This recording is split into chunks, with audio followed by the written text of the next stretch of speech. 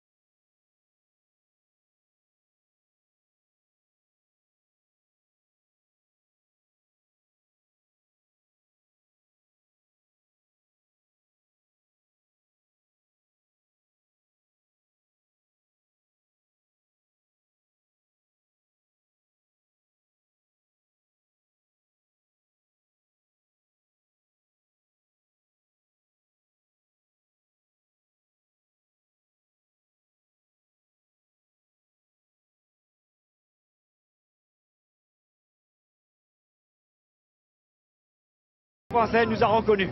Ce qui a été extraordinaire, c'est que au fur et à mesure que les matchs se jouaient, l'équipe de France était de mieux en mieux. Oui, parce qu'on avait pris un capital de confiance extraordinaire. On avait été trahi par des journaux tout au long des années.